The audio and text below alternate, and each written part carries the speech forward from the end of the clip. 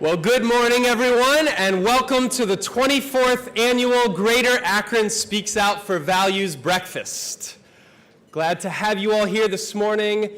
Just by show of hands real quick, how many of you, either as an individual or organization, have been here all 24 years? Do we have any? Well, yeah, of course you've been here. You don't get a prize or anything. Anyone else all 24 years? I'm looking at, all right, a few hands. All right, I see a couple of hands back here. How about any first-timers this year? I met a few folks out there. All right, a bunch of new first-timers. Awesome.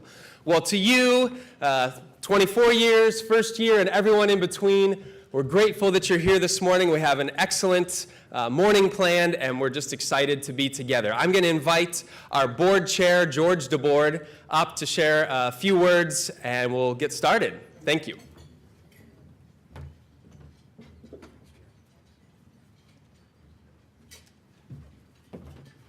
Good morning, everyone. Thank you for coming.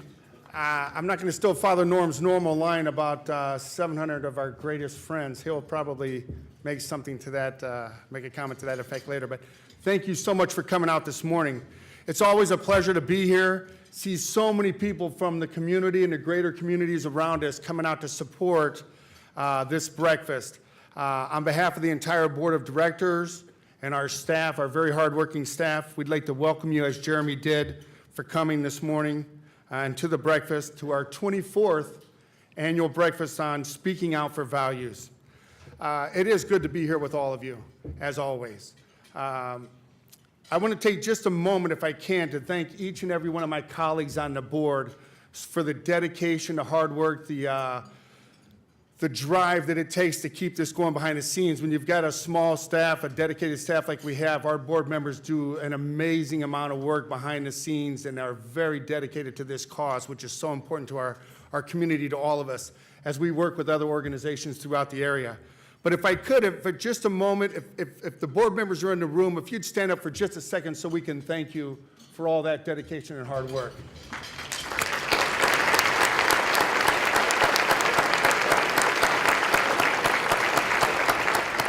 Thank you.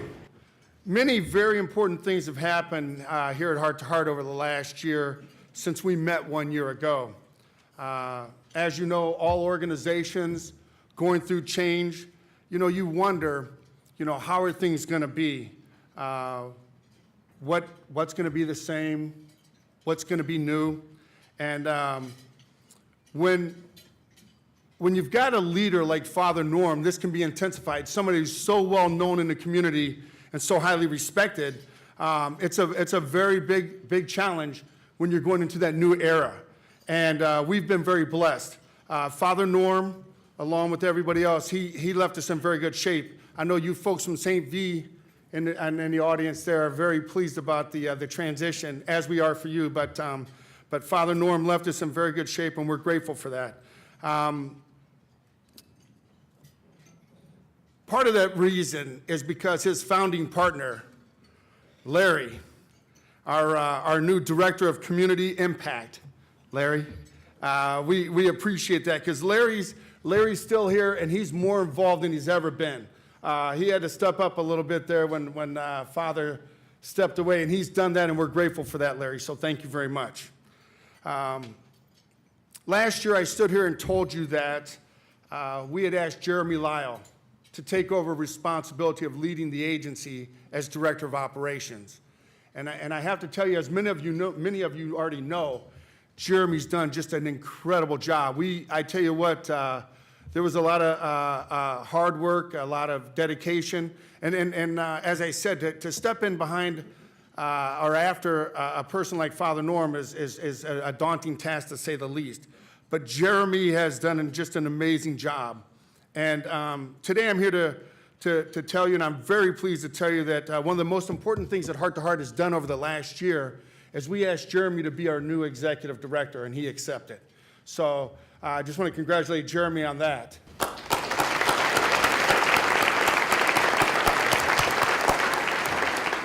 The board felt that because of Jeremy's leadership of the agency, the way that he stepped in, he used his experience as a community leader, and he collaborated with many of Heart to Heart's supporters that have been there for a long time, as well as develop some new ones. He let Larry block for him like Larry said he would do a year ago. Larry blocked and got him in some more doors, so we were grateful for that.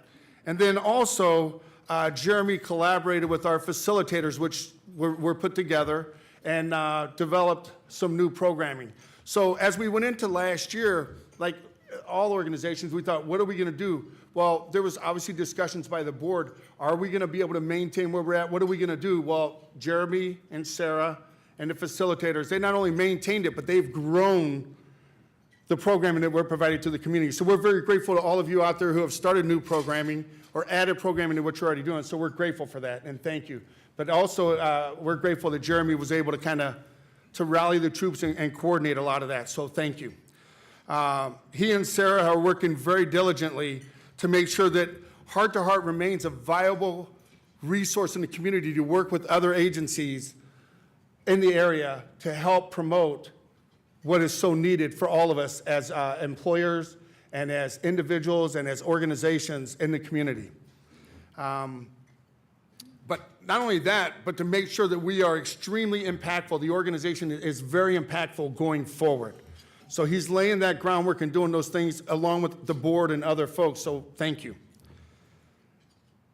Jeremy's embraced the groundwork that was put in place, the planning, so forth and so on, that the board did over about the last 2 to 3 years. There was a lot of work that went into by a lot of people. He embraced it. As I mentioned last year, Vicki and Kathy put together a really good program to kind of solidify where we wanted to go. And Jeremy has embraced that, and he's added his own touch to it. So we're grateful for that, and we are, as a board, very excited about the way that we see the agency moving forward over the next few years. So it is my pleasure to introduce to you again, Jeremy just spoke, but Jeremy Lyle, our Executive Director.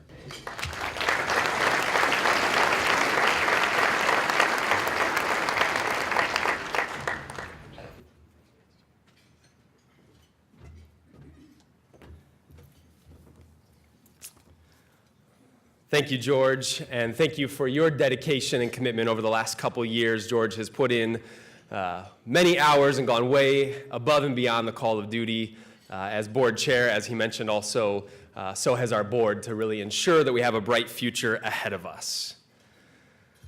Well, I received a great gift a few months ago, and like so many of life's best gifts, this one wasn't bought at a store or on Amazon. It didn't come in a package. Instead, it came in the form of a question. And the question was simply, Jeremy, what is your why? Why are you passionate about the work of heart-to-heart communications, and why should I care? After reflecting upon that unexpected question for a few moments, I locked in on the why answer. In fact, it had been staring me in the face all along. You see it plastered all over underneath the name of our organization: to enrich lives at work. Heart-to-Heart Communications is wholeheartedly committed to the belief that we are created by a loving God for purposeful work. And in our work over the past 27 years, enriching over 40,000 lives, that belief has been confirmed.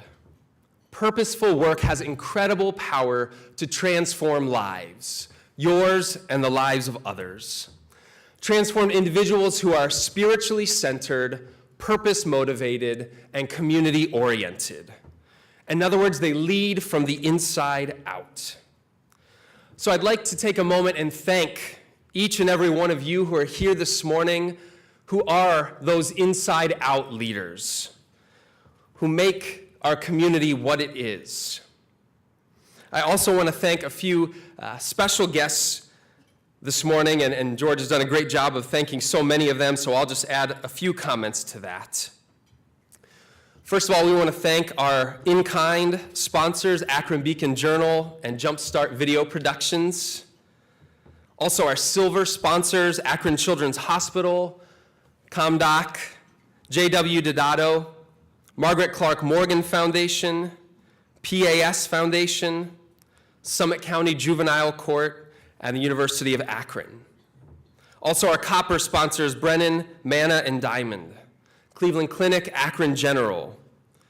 Kyocera SGS, Precision Tools. The Maynard Family Foundation. The Niemer Family. NMG Aerospace. Print Digital, and Summa Health. Thank you all for your sponsorship and your commitment to this organization and to everyone here. Thank you.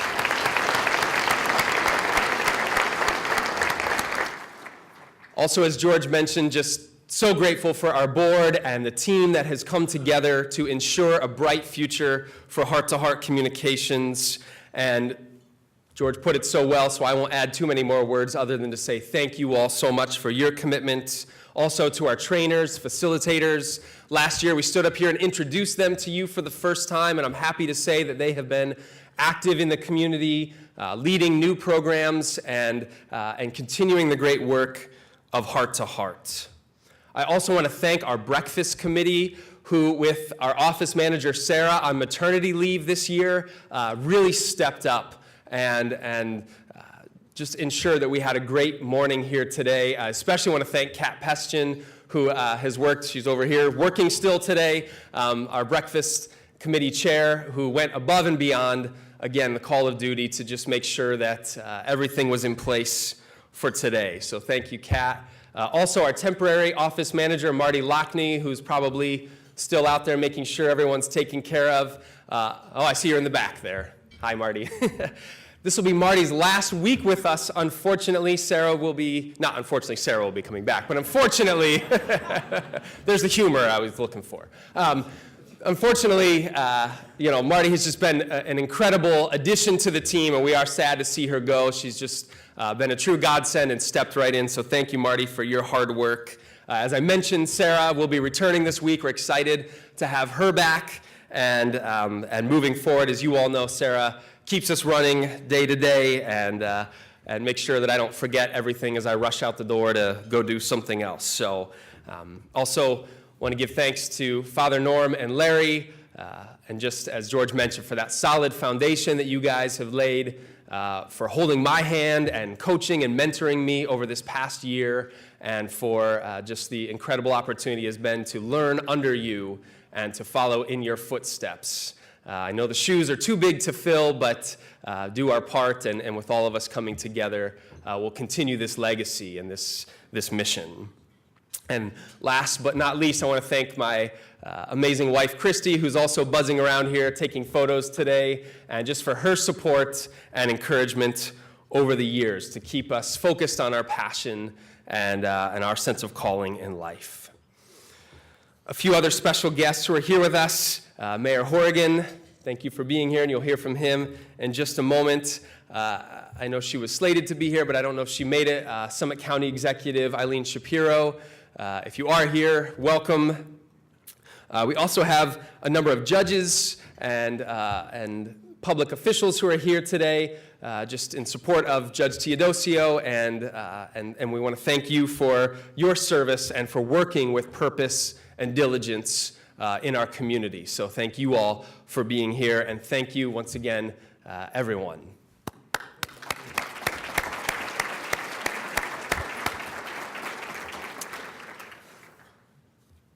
As I just mentioned, thanks to so many of you, we have had an incredible year as an organization.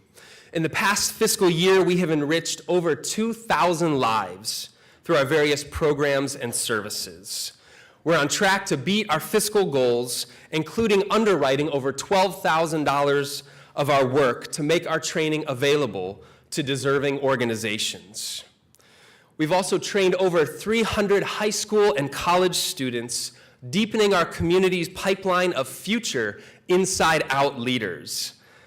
We kicked off an inaugural Emerging Leaders Group comprised of a dozen diverse leaders representing both the for-profit and nonprofit sectors of our community, and we're excited about that group and just what that means for the future of our city. Our work developing leaders through our monthly leadership connection groups continues, as does our programming with various organizations, ongoing organizations, and some new ones that have been added to the list. George mentioned also expanding our staff to include our new Director of Community Impact, and so appreciative of Larry and the impact that he's already having. And when we sat down to discuss, Larry, what is this going to look like? He said, Jeremy, give me the word impact in my title, because I want to be held accountable to whether or not I am making an impact. And Larry, you certainly have, and we know you will continue to do so. So thank you for your commitment. Sarah, our office manager, and Aaron, her husband, who's here today, also added a new team member to their team, and by extension to the Heart to Heart team. Their daughter, Gabriella, was born in mid-February, and we're excited for them and this new season of their life together. So congratulations, Aaron and Sarah. As we look to the year ahead, we are extremely excited about the possibilities to enrich many more lives at work. You see, this is what gets us out of bed each and every morning. We are passionate about what our work means for your work and for the wider community. At Heart to Heart, your why is our why. So let me take a moment and ask you, what is your why? Take a moment and ponder that question. What makes you passionate about the purposeful work that you do? Just take a brief heart-to-heart moment and think about that. What is your why?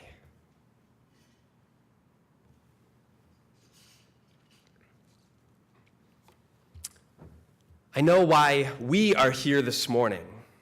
Because over 24 years ago, a group of leaders got together and agreed that our city and our region needs spiritually centered, purpose-motivated, and community-oriented leaders who operate from a deep sense of why they do what they do and how they can bring their very best to work, home, and the wider community.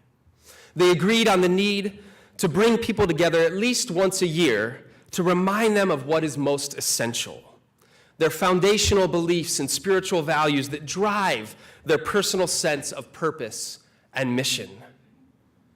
And so together we stand on the broad shoulders of great leaders, both past and present, many who are here today, who have done the hard work of exploring their inner lives.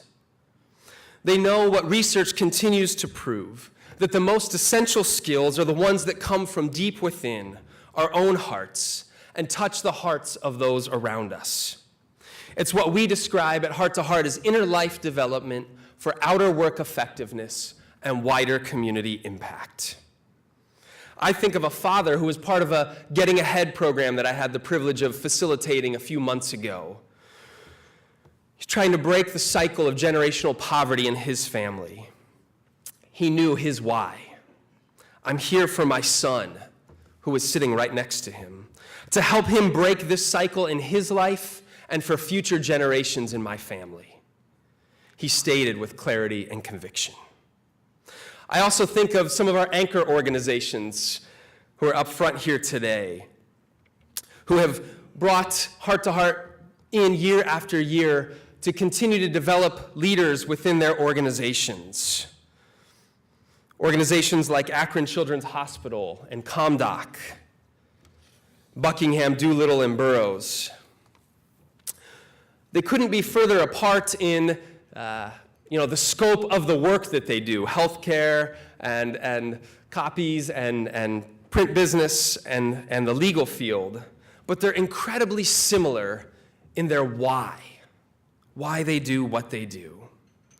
Here's a few of their statements that you might not find on a website or see in printed material or hung on a wall, but when you walk into these organizations, you know that these things are being lived out by each and every person.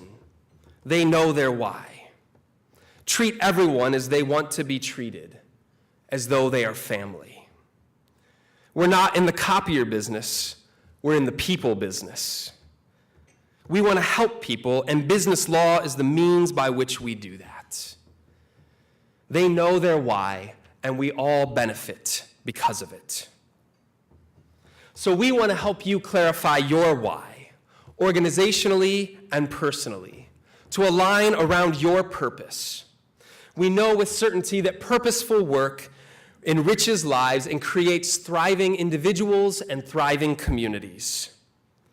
Shortly after today's breakfast, you will be receiving an email with a certificate for 1 complimentary hour of consultation with a member from our team. Please give us a call or email us and let us know how we can work with you to enrich lives in your organization, to continue to develop your employees and your overall goals. I'd like to just take a brief moment now and let you hear from a few of our close friends about why Heart to Heart has been important to them and to their organizations.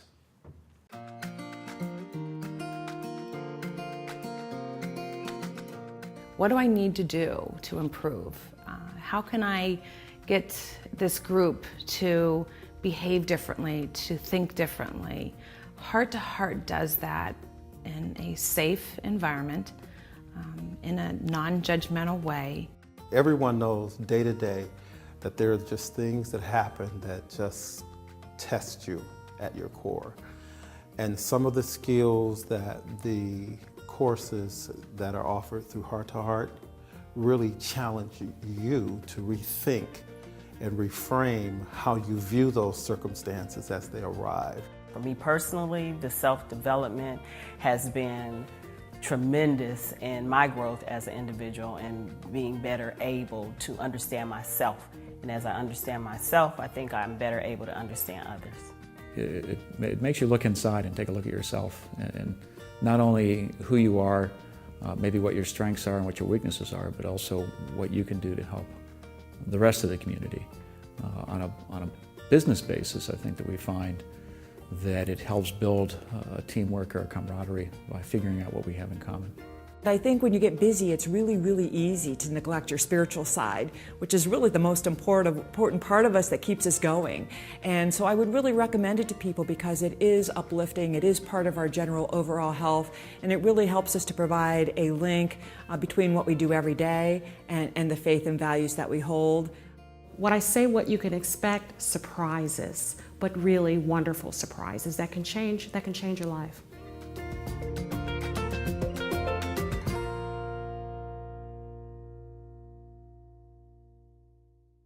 Wonderful.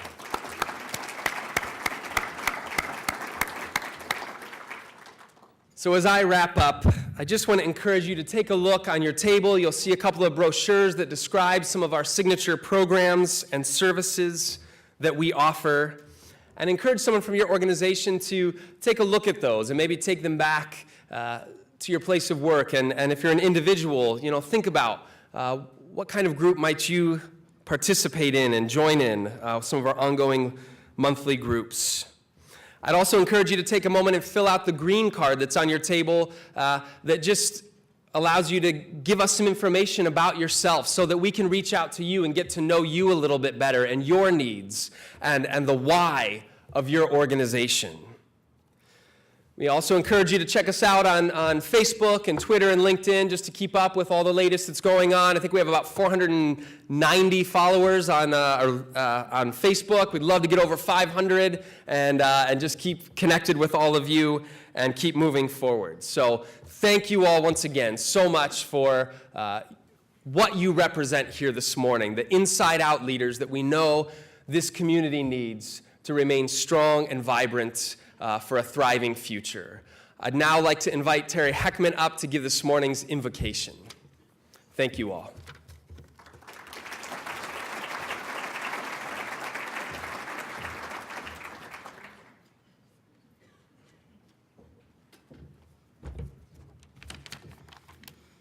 I think it's safe to say nobody's at the family restaurant right now.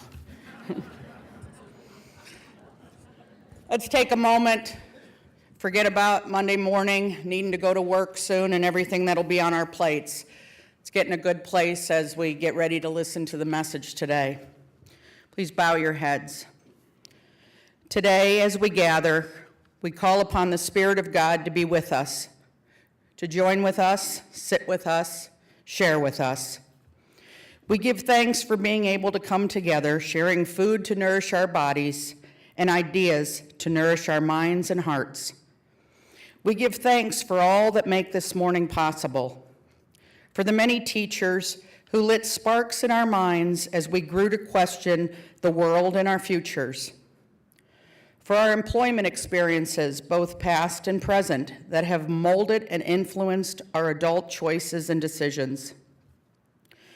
For our friends, peers, mentors, spouses, and children who have gently challenged our daily decisions, supported our evolving spirits, and given us the greatest amount of earthly love. And finally, for those who planted, harvested, transported, prepared, and served the meal that we shared this morning. We ask that our senses be open to the potential of this morning's event. We ask that our ears be open to the words that are spoken. We ask that our eyes be open to seeing the world differently following this morning's program. We give thanks for Judge Linda Teodosio. We thank you, God, for giving her to Summit County. We thank you for calling her to serve all of us through her commitment to justice. We offer thanksgiving for the moments when her kindness, wisdom, empathy, forgiveness, patience, and love have been the tools needed by young adults and family members who are experiencing pain, confusion, and anger. We thank you, God, for her gift of perseverance, allowing her to overcome her own tragedies, turning her darkest hours into light for all of us. On this 24th day of April 2017, let us commit ourselves to working hard to become people with purer hearts and more giving spirits. God, continue to inspire us to use our time here on earth, serving you as we serve others with our whole being, our minds, our hearts, and our souls. Amen.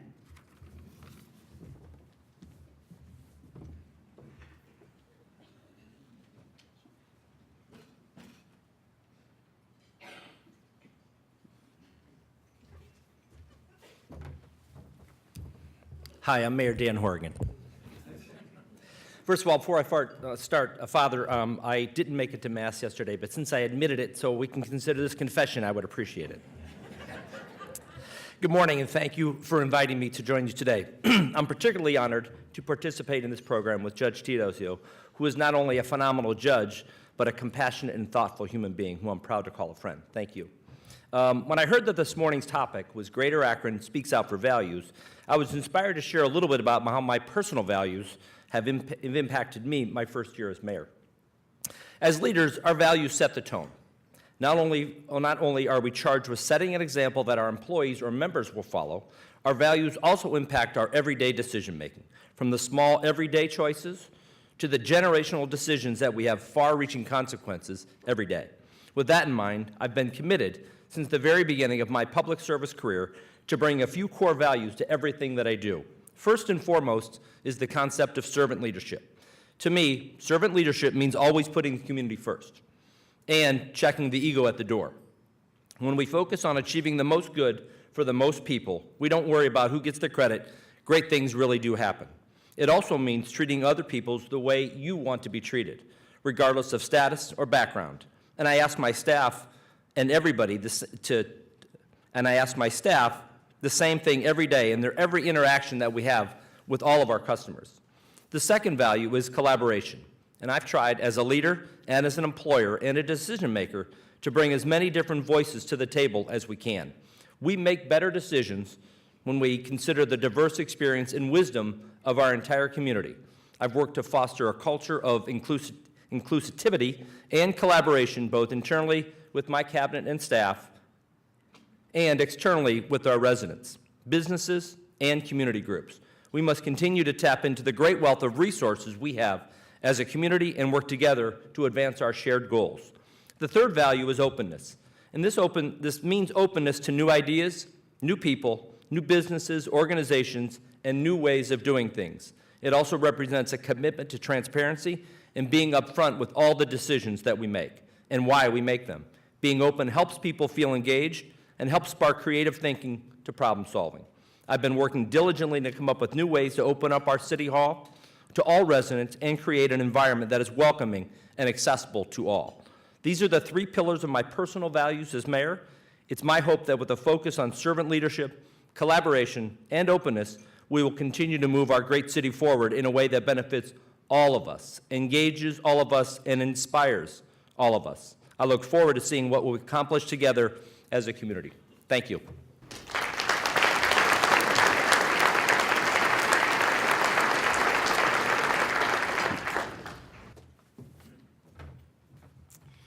Good morning, friends of Heart to Heart, distinguished guests, and all people who lead from the inside out. What a way to start the week with our very special speaker as the Honorable and amazing Judge Linda Tucci Teodosio speaks to us from her heart. A graduate of Akron University Law School in 1982, Judge Teodosio served as administrative and presiding judge for the Cuyahoga Falls Municipal Court before beginning her mission to change the lives of the young of Summit County when she was elected juvenile court judge in 2003. Her passion for working with families and rehabilitating troubled youths has led her to think outside of the box as she developed innovative means to affect lives, such as the Crossroads program for mentally ill and or chemically addicted. She has assisted victims of human trafficking, significantly reduced the dockets through efficient programming, and involves community members as mentors for those in her care. She is a devoted community leader herself and has served on the Ohio State Bar Association of Governors as past president of the Akron Bar Association and past president of the First Friday Club of Akron. She currently serves on the Walsh Jesuit High School Board of Directors.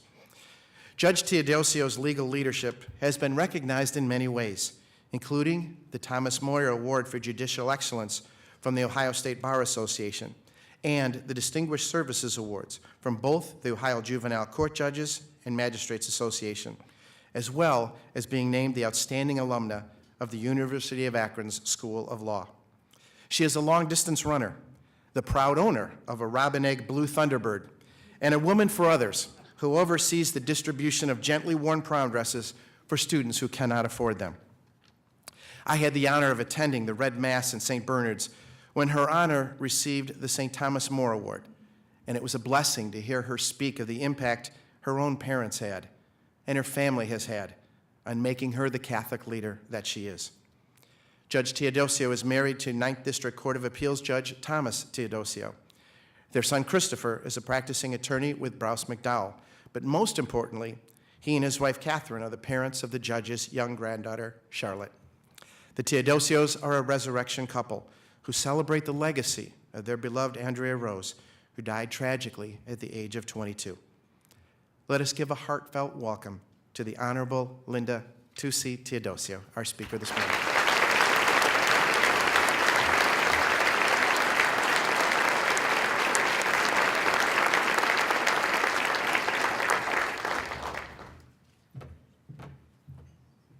Good morning. I made it up to the stage. For some of my running friends, that's quite an accomplishment given my propensity to trip and fall, so I feel like I'm off to a good start already. It's really an honor to be here today and to be able to speak to you a little bit from the heart and talk a little bit about the values that guide me in my daily work and certainly that guide the juvenile court. I have to start off by saying how very blessed I am to serve in that capacity. The men and women that serve our community at the juvenile court are among the finest I have ever met. They dedicate themselves day in and day out to put their hearts on the line, to do the work that needs to be done to make lives better for our community and for the children that live here. And I would be remiss if I didn't start off by recognizing them and their hard work and dedication to our community. Before I start my general comments, I do want to make a few disclaimers. I am a lawyer after all. First of all, I am not a religious scholar. I am not a scholar in the area of spirituality. You're not going to hear anything scholarly here today, I don't believe. But what I do hope to share a little bit today are some of the thoughts that I have that come from my heart, that come from over 14 years of working with children and families in our community, and a little bit about how I think the decisions that we make and the values that we hold impact our community and our children. Second, I am a cradle Catholic. I am born and raised in the Catholic faith tradition, of which I'm very proud. Some of my values, some of my concepts are certainly framed and colored by my upbringing and my religious beliefs, as I'm sure all of ours are. And I certainly have respect for all the faith values that are contained in this room. But some of my comments may have that as a background. And finally, when I talk about spiritualities and values, I want to be the first to admit that I'm still working on it. Bringing our values, bringing our spirituality to the work that we do every day is a challenge. And I don't know that as hard as we try, that any of us get it completely right, but I think it's that inner desire to do what's right, to bring our values to our work every day that is so, so important, and to continue to work on it is really key. Spirituality is defined as sensitivity or attachment to religious values, centered on the deepest values and meaning by which people live. And so what I really hope to share today are some pillars, if you will, of the type of spirituality and values that I find come to life as I do my work each day. Some of them are things that I have experienced firsthand as the dispenser of advice or recommendations for youth, but many more are the values that I've been privileged to be a witness to as I do my work at the court. So I wanted to start off about talking a little bit about the juvenile justice system. It was developed recognizing that young people are different than adults. I think for many, many years, folks looked at young people, at teenagers, at children, and looked at them as mini adults, that things that work with adults would work with children as well. We know from studies that that isn't true, that most people don't fully develop their brains until the age of 24 or 25 years old. And so kids are different. They're pliable, they're growing, they're learning, and many of the skills that we have as adults, children do not have, such as the ability to reason through, to make decisions based on forethought of consequences. So when we look at the kids that come through our court system, many of them are impulsive, many of them have difficulty understanding what it is that they're supposed to do, and it's not necessarily out of defiance. It may be just a matter of maturity and brain development. And so our court has the responsibility of helping these young people get on the right foot, to help them understand what they need to do to become valued citizens of our community. And let me tell you, regardless of the type of trouble that they're in, it's very unusual to meet a child that doesn't have that goal for themselves. It's just a matter of figuring out and helping them to figure out how to get there. I can say that every day my faith in humankind is renewed, which is something that's maybe surprising to folks that haven't set foot in our courtroom. It's renewed because I do see people that are working hard to make a difference in youth, but I also see youth that want to make a difference in their own lives. Every day as well, I grieve for many of the people in our community that do not have the opportunities that we would like for them to have. You know, when we think about poverty, so many times we think about third world countries or places far away from Akron, Ohio, where people don't have the basic necessities. But I think we all know very well that poverty is no stranger in Akron, Ohio. We have a very giving community that tries their best to make lives better for the people that are here. But every day I see children that come into my courtroom who suffer from the trauma of poverty that has affected their lives in ways that we can't even imagine. It becomes our purpose to be justice for these young people. When I think about justice, I think about many things. Obviously, my job as a judge is to hear cases, to make decisions, and to give dispositions or ideas for youth, orders for youth as to what they need to do to get their lives back on the right path. And when I think about justice, I'm always drawn to a motto that I saw at St. Patrick's Cathedral many, many years ago when I first started off my career as a judge, that was on the Mass brochure as I entered to attend Mass there. And it said, "Without justice, there can be no love." So I did some research to try to figure out where that came from, because that's a pretty heavy burden when you think about it. Without justice, there can be no love. What does that mean?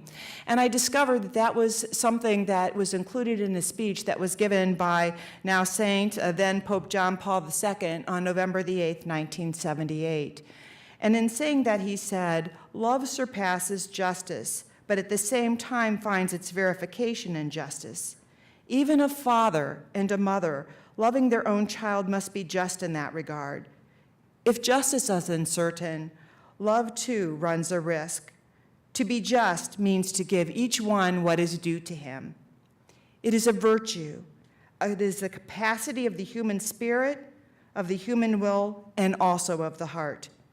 It is also necessary to pray in order to be just and to know how to be just. And that really is the core of what I try to bring to the bench every day, which might make some of the kids that come to court a little bit nervous, because if you notice, it says to give each one what is due to him, which could easily be translated as you're going to get what's coming to you today.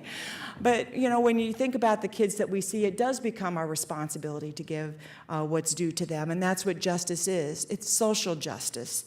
And when we talk about what's due to them, we're talking about the dignity of life, the dignity to grow up in a community that cares about them, the opportunity to attend school, the opportunity to make their life better, the opportunity to surpass maybe what they've experienced with the past and move on.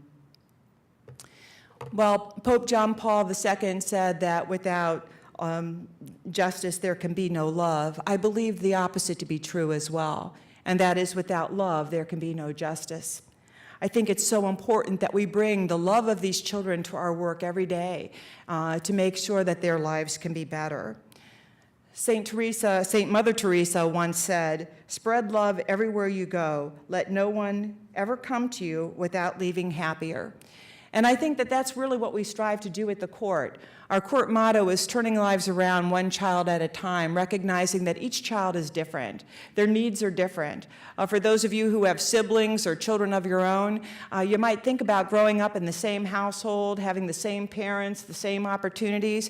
But if you look at your sibling, if you look at children, if you have more than one child, it's easy to see that sometimes they come out as different as night and day because of their individuality and who they are. You try multiplying that by tens of thousands of kids that come through our court system over the decades, and you can certainly recognize the importance of treating each of those individuals as unique. It's really unusual for anyone to leave our court happier in the sense that they're turning cartwheels as they walk out the door, but we certainly make it our mission to make sure that they're in a better position when they leave than when they came in. We recognize that people that come to our doors are not there because they got up in the morning and decided that juvenile court would be a great place to visit. They're there because of crisis in their lives. They're there because a child who they love very much has been removed from their custody, perhaps even the day before, with the assistance of police officers. Can you imagine the crisis of that feeling? They're there because a child that they love has made a poor choice and has been accused of committing an offense. And they're worried, they're afraid of what their child's life is going to be. So as we welcome those people into our doors, it becomes our responsibility to make sure that we do everything that we can to move them in the right direction, which leads me to the pillars of spirituality that we try to exercise in our work at the juvenile court. And the first of those is love. And, you know, I think the Greeks had it right. They had many definitions for love, many different words for love. And when you think about love, I think you can love someone and show them capacity in many different ways. And when I think about love at the juvenile court, I do think about Pope John Paul II's definition, to give each one what is due to them. And when I think about the youth that come to our court, I think it's important to think about a sampling of those kids, and let me explain those to you. And this is certainly not all the children. We all know there are the there but for the grace of God go I kids that maybe have one brush with the law, and the fact that their parents were called and they had to go down to court, and that this might be a blotch on their permanent record may be enough to make sure that they never so much as jaywalk again. But I'm talking about the kids that are really needy, that really penetrate our system and spend a lot of time there. And here are some examples. I want you to put your place and think about these children. I had a young woman that came to court. She was raped at a very young age repeatedly by her mother's boyfriend, time after time. She was afraid. She finally had the courage to tell her mother what was happening. Her mother didn't believe her. She was sent somewhere else to live.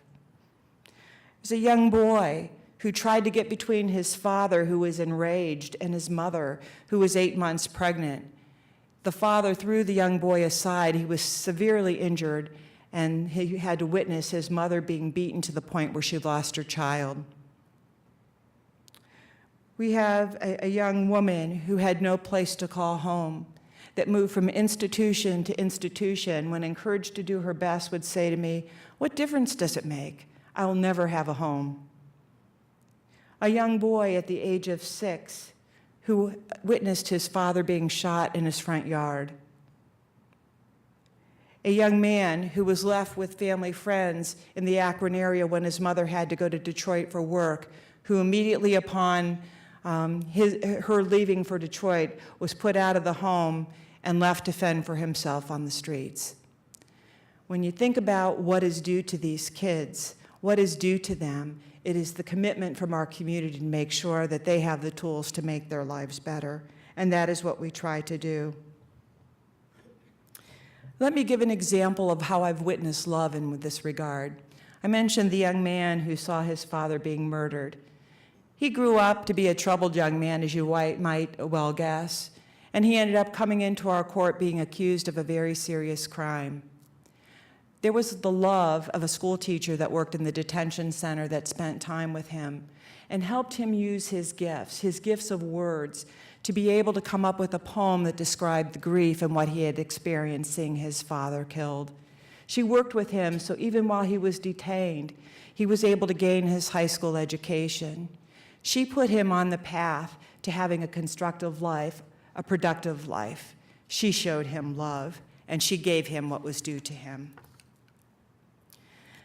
The next pillar is the one of patience.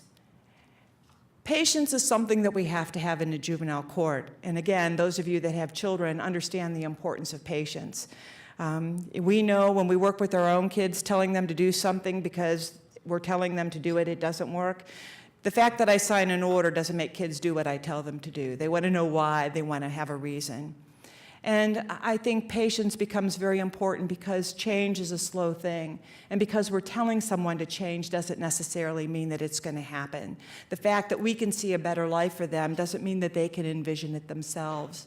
And I want to give an example of patience and how patience can pay off. I had a young man come to my court recently. He was in his mid-20s. And he came in to have his record sealed, which means he wanted to have his juvenile convictions completely taken off his record so that he could go forward with a clean record. And when he came in the courtroom, I asked him what he had to say for himself, and he said, "Well, I just wanted you to know, Judge Teodosio, that when I was coming through your court, I hated you. I hated you every minute of the day. I hated your orders. I hated the fact that you made me go to school every day. I hated the fact that you made me get drug tested all the time." He said, "I followed your orders." He said, "I'm going to show her. I'm going to do these drug tests and I'm going to pass them so that as soon as I'm done with you," I said to myself, "I can go back to my fun-loving ways, join my friends, and party. So I'll do your orders, but I hated every minute of it. I hated every time I had to see your face." And I thought, well, he's certainly not trying to butter me up to get his record sealed. But as he went on, he told me, he said, I did what you asked me to do. And he said, and I did exactly what I said I was going to do. After I completed the program, I hooked back up with my friends, the ones that were doing the wrong thing. And he said, and it came to me very quickly that this was not the life that I wanted for myself. And he said, and I saw 2 of those friends die of heroin overdoses. And he said, so I want to thank you for being a speed bump in my life. He said, you slowed me down just enough so that I could learn what was important in life, that I could learn that I could be a better person, and you saved me from myself. And to me, that's a testament to the type of patience that we need to exercise in working with young people. That maybe we're not going to put a stop to the behavior, but we can certainly be a speed bump, something that slows them down long enough so that they can learn and do the things that they're capable of doing. The next spirituality pillar that I like to think of is probably the most important, and that's transformational relationships. For those of you that have done the Bridges Out of Poverty training, you know that for folks in poverty, those relationships between the people that surround them is really the core of their life. It's the thing that is the most important to them. And I know that in dealing with many people in poverty, that those relationships are very, very important. And sometimes it's not enough to issue an order from the bench because guess what? The kids that come into our court, they don't necessarily trust us. They're there because they have to be. And maybe their experiences with courts in the past or with law enforcement have not been positive. but it's up to us to turn them around, and in doing so, the hard work of building a relationship with that child may be the most important thing that we do. I had a young man that I worked with over a number of years that was just having a terrible time in our detention center. He was there for a pretty long term, waiting for a trial in the adult court, unfortunately, based on the seriousness of his offense. And I asked him, I said, what in the world can I do to get you to follow the rules in detention? He was doing things such as throwing urine on the workers. He was breaking the sprinkler heads so that the cells would flood. He was just hell on wheels. I said, what can I do to make things better down there? And he said, well, maybe if I got to see you every once in a while, I could do better. And for those of you that know my schedule, my bailiff even schedules me through lunch, so I don't have a lot of spare time on my docket. But I promised him, I said, you know what? I will make sure that once a week I bring you up to talk, not about your case, not about anything to do with your disposition or anything of that sort, but to talk to you. And so I would call him up whenever I had a few spare minutes. He would come up always smiling into the courtroom, and he would have a seat, and we would talk about things like the books he was reading, the things that were important to him, his child, because while he was 17 years old, he had a son, just about things about life in general. One day he came up, and I could tell that he wasn't in his usual good mood. He had kind of a scowl on his face, and he looked at me. He said, I think I need to get revenge against someone who disrespected me, and I'm trying to think about how I'm going to fight them in the detention center. And I said, well, you know, let's wait a minute. Let's talk about this a little bit. And we went through a pretty lengthy discussion that I won't detail here. But the bottom line is this young man had never been taught how to solve his problems or disrespect with anything other than his fists. We decided between the two of us that he was going to go back down to the detention center and solve his dispute with this other individual by talking to them and trying to come to a mutual solution. The next day I brought him back up, and he was practically skipping into the courtroom because it had worked. He was able to resolve his problems by having a discussion, solving the misunderstanding, and what he learned is that he hadn't been disrespected at all. He had misunderstood a message, and by talking it through with someone else, he was able to resolve that and avoid causing trouble in my detention center.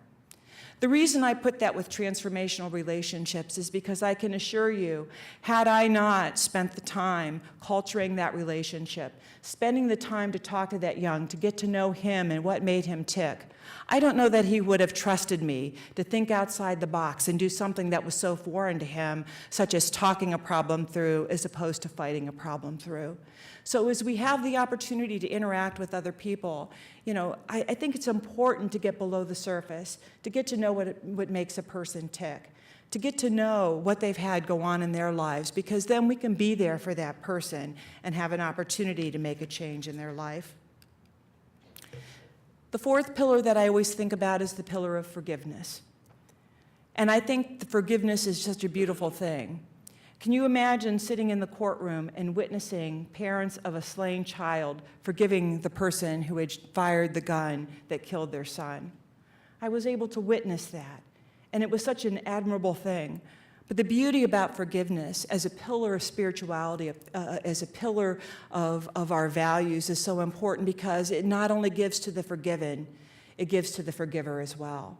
I think there's no greater gift that a person can give to themselves when they make a mistake is to forgive themselves, but also to forgive others who have wronged them. Because in forgiving, we love the person that we are forgiving, but we also love ourselves and set ourselves free from the grief and worry of the things that have gone wrong. I had one person be so forgiving as to mentor a child as they came out of the institution, and that was really powerful to see. The family of the victim and the child who was the perpetrator that came together, it was an amazing thing.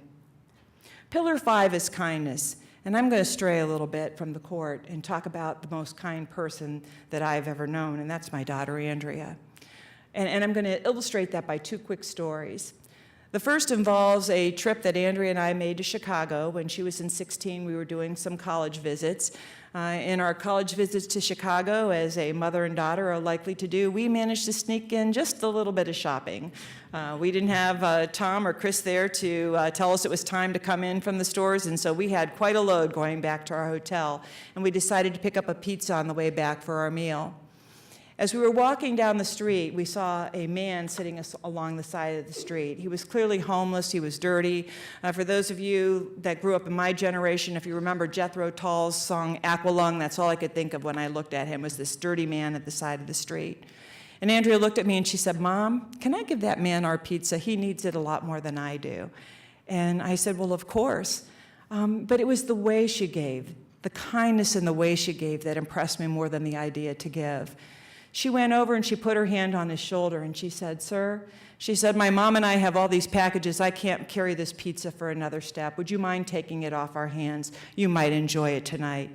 And with that, she smiled at him, and I'm sure he was very, very moved and knew that he had seen the face of an angel that day.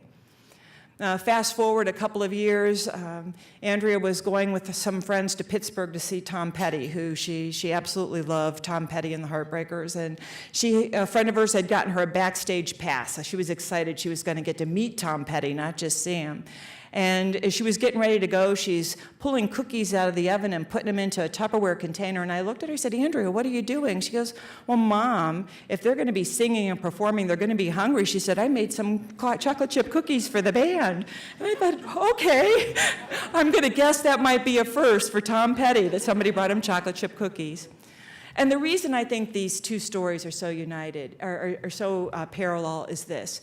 In Andrea's mind, in Andrea's heart, it didn't matter if you were a man on the street that didn't have a place to call home, or if you were the most famous rock star. She saw you as a person who she wanted to feed, a person who she wanted to make a difference for, a person that she wanted to be kind to. And I always admired that about her, and I've tried to learn from her kindness and take it into my own life. You know, when you lose a child, I think anybody can imagine what that's like. You think it's going to be the most horrible experience in your life. And it's that, but it's even worse than that. The loss of someone who is so wonderful and so vibrant. And the lesson that I learned as we were driving from home to Snowshoe Mountain, and we didn't know at that point in time what Andrea's condition was the importance of listening. And the way I say that is because in the quiet of that car, in the quiet in our own thoughts, I was able to set aside and really listen, and listen for God's message for me. And that message was that no matter what happened, it would be all right, and that He would give us the strength that we needed to persevere. And I think sometimes when we pray, sometimes when we exercise our values, we don't take enough time to just do that and just to listen. And it wasn't by choice that I listened, it was by lack of knowing what else to do. It was the lack of having control, which is something as a judge I really like to have all the time, and being able to surrender and listen and trust. The next value is that of faith. And I think it would be wrong for me to tell you I've never had my doubts. And we all know that we have our doubts in life. We wonder about whether our faith is true. We wonder about whether we're making the right decisions. We struggle with faith because we are human, and our humanness makes us struggle. But you know, I think about God, and I think about His perfect love for each and every one of us. He loves each and every one of us in a perfect way. And when I think about that, as much as I loved my daughter Andrea, as much as I love my son Chris, as much as I love my granddaughter Charlotte, my love is human, and it's faulty because I am human. But God loves for each one of us is so perfect and so pure that how can we doubt that the things that happen, even though we don't understand them, are the right thing and the way it's supposed to be? So when I look at hardships, then we all have them. When I look at struggles, and we all have them, I try to remember that God's love for each of us is perfect. And if we listen and we trust that we can really make our lives better and know that He's there for us. The next pillar is gratitude and strength. And I just want to quote a good friend of mine, Dr. Terry Gordon, who I don't know if he's here tonight, but I'm going to steal one of your inspirational thoughts of the day if I can. And that is, what if you awoke this morning and all you had left was what you were thankful for yesterday? You know, think about it. We have so much to be thankful for. We have so much to appreciate. And sometimes it pays to really stop and count your blessings. I'm grateful for each and every one of you. I'm grateful for the Summit County community that supported my family when we were in our darkest hours. I'm grateful for the opportunity to serve the children that come into our court because they enrich my life every day. They teach me more than I'm able to teach them. And I'm thankful for the many people that have been grateful for Andrea's life and have used that to inspire projects that they've done on their own, such as providing prom dresses, providing food for the hungry, clothing for those that are in need, a shelter for people that are in need. And so I think without gratitude and strength, it's very hard to have a spiritually grounded life. Just a few final thoughts, and that is of perseverance and the importance of moving forward. God does not require that we be successful, only that we be faithful. Take the time to have faith in yourself and the importance of spirituality in the workplace. And I will say, this looks as though I'm running into the sunset. Let me tell you, that's running into the sunrise. And I think that's an important way to look at this picture. By persevering, we run toward daylight. We run toward the differences that we can make. Lastly, the pillar of hope. This says, don't judge each day by the harvest you reap, but by the seeds that you plant. And I think we each have the opportunity to plant seeds in our lives every day, to make a difference and to interact with other people. We sow seeds every day, and we have a choice whether they're going to be the seeds of grief, of bitterness, of anger, based on things that have happened to us, or we have the opportunity to sow the other seeds, the seeds of love, the seeds of kindness, the seeds of patience with those that we interact with. We will be judged by the seeds that we sow. So I'm going to issue a challenge today. And you're probably wondering why these stickers are on the table. These are what I'm going to call the Andrea Challenge, the art of living well. And I want you to take these and use these as a way to think every day about what you can do to make the lives of those around you better. What kind of seeds will you sow? And I want to challenge you to sow only seeds of love. There's a hashtag on the top of this. It says, hashtag sow only seeds of love.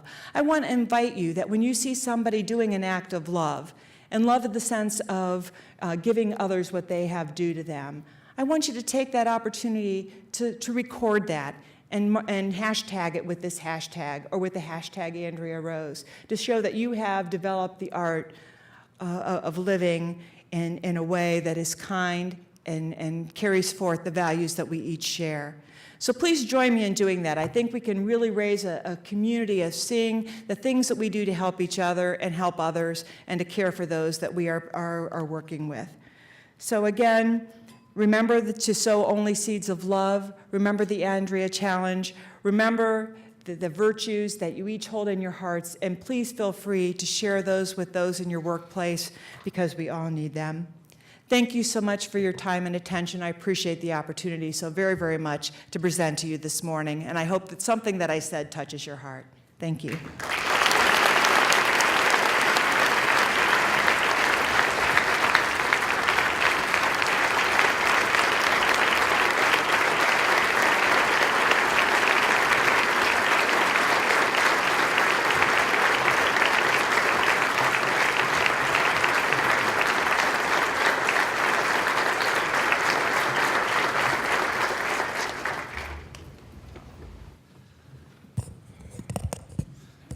Wow.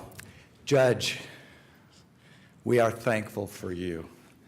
And on behalf of Heart to Heart Communications, we want to thank you.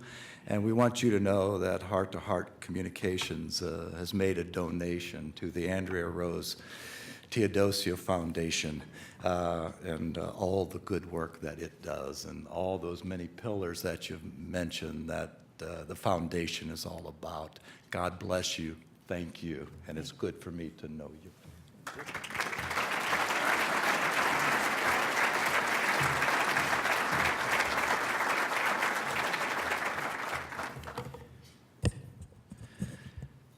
I told the judge I wasn't going to tell this story, but I have to, you know, because I've known her for a long time, and I used to be an adjunct lecturer in law at the law school here at the University of Akron, and you know, my class was gathered alphabetically, and I used to notice that there was a young lady named Linda Tucci, who often sat next to a fellow named Tom Teodosio. And when they came to the class, they always had this big smile on their face and enjoyed being together. And of course, in my arrogance, I thought they were really getting into this class. Little did I know they were really getting into each other. And it was so delightful for me to find out a few years later that they were married. And boy, as a lawyer, having appeared in front of both of them, they are quite a gift to our community, especially when you lock that word justice into all that they do and all that they're about. And I thank you both, because I get to know you. So thank you. God bless you. You know, years ago, as Jeremy was talking about that why question, you know, a fellow named Norm Douglas and I got together, and you might think that he skipped out on Heart to Heart, but oftentimes he and I both talk about Heart to Heart, and I think I can speak for both of us when I say we cannot not do this. Personally, it's helped to save my life. Personally, it's introduced me to so many beautiful people in our community who continue to be a source of encouragement just by the way they show up and by the many beautiful things they do in our community. How can you not be inspired by so much of what they do, by so much of what they represent, by so much of what they're all about? And I thank you for that. I truly do. There's no escape for me. It's become a lifeline. You know, the word for the day, many of you know that my wife always lays the word for the day on me, and I talk about it at our breakfast, and I ask her, what's the word for the day? I asked her yesterday, give me a little bit of advance, and she said, oh, goodness. And I said, oh, goodness? You haven't thought? Oh. She said, no, oh, goodness.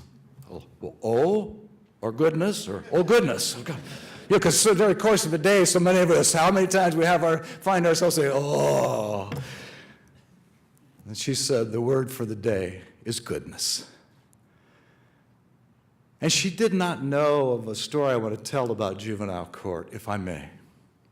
You know, some years ago, Father Norm and I were out at juvenile court, and we were having conversations with the systemic leaders out at the court.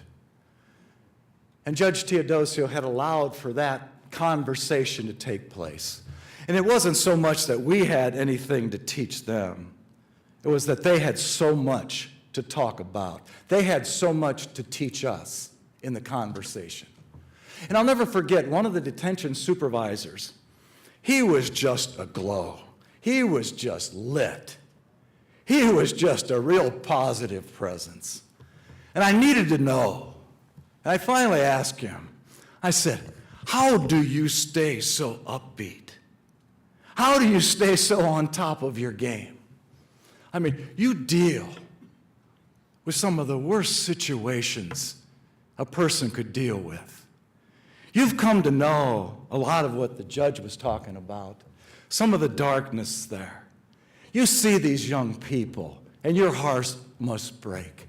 How do you stay so positive?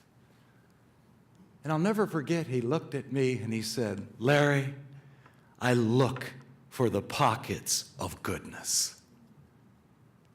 In their midst, I look for those pockets of goodness. As the judge said, you know, I want to make sure that maybe their lives are a little bit better for having been here. And in my heart, I was hearing, look for pockets of goodness and grace. You know, I've recently heard it said that refusing to take a dark view of the world is the single most important step we can take every day. Refusing to take a dark view of our community may be the single most important step we can take every day. Refusing to take a dark view of one another could be possibly the most important step we can take every day. And I'll never forget that supervisor looking for pockets of goodness and grace. And I know why. It's because of the leadership out at that court. It's because, as we say in Heart to Heart, leaders influence what people pay attention to. Judge Teodosio has influenced out there what those workers are going to pay attention to, so that anyone who shows up there may be a little bit better tomorrow because they were there today. And I thank you for that. And thanks for putting that word for the day back on my heart, Carol. If I may, I just want to kind of end here. Recently, a dear friend of Father Norm and mine passed away. Dr. Steve Hallam, former dean of the business school at the University of Akron. He was a guy who along the way encouraged Father Norm and me. He was a guy who along the way invited us into his classroom just to talk about the spiritual dimension of the work that we do out there in the world, in that world of business, in that professional world, in all that we do. You know, and Steve really encouraged us to author a book, which he co-authored with us. If I may, I just want to read the last paragraph of that book to honor Steve. It honors your presence here today, Judge Teodosio. It honors the many pockets of goodness and grace that are represented out there among you and in our community. And we thank you for being here. We thank you for all you do out there. We thank you for refusing to take a dark view of the world and just pouring your goodness and grace into our community. The last paragraph reads, the Jewish Talmud states that if you touch one person, you touch the world. In a world often fraught with fear, insecurity, and violent attitudes and actions, you may be the only light some will ever see, the only truth some will ever hear, the only love some may ever experience. As we strive to make a difference in the world through our love and our work, we will experience the God-given happiness and fulfillment we seek. So claim your goodness, trust your goodness, and pour your goodness, continue to pour your goodness out into this world in which we live. And speaking now of goodness and grace, let me introduce the Youth Excellence Performing Arts Workshop, who are going to pour their goodness and grace through their artistry into our morning.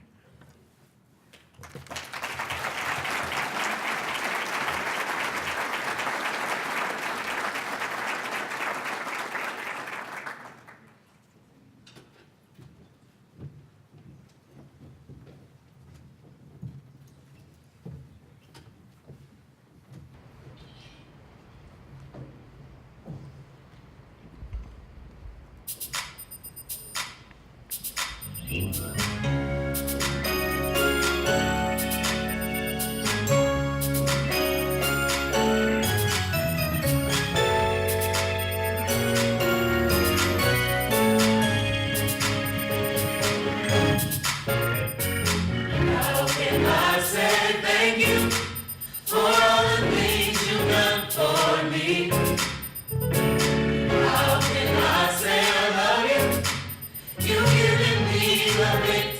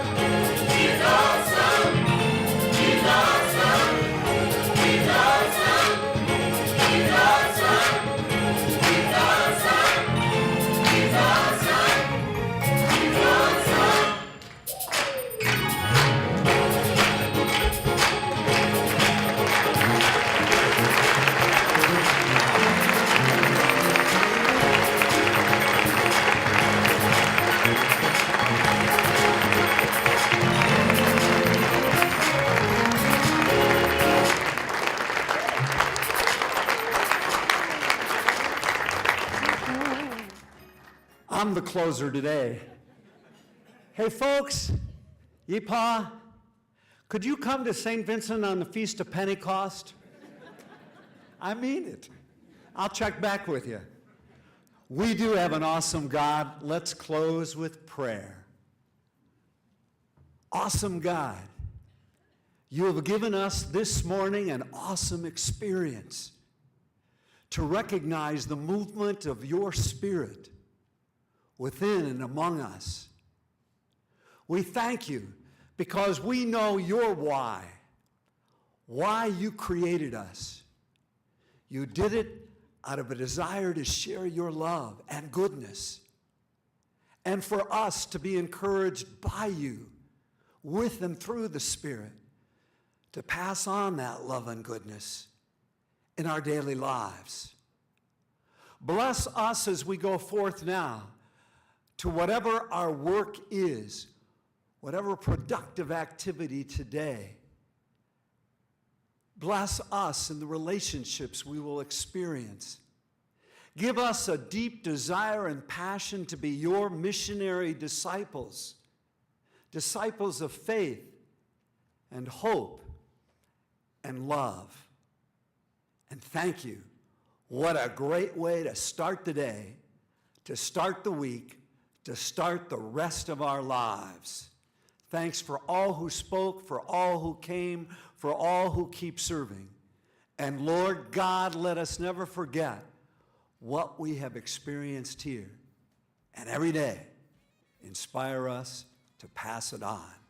For you are an awesome God, calling us to be an awesome people. Now and forever and ever, and we say, amen. Hey, I want to hear a more vital amen. We say, amen. Thank you. Have an awesome day.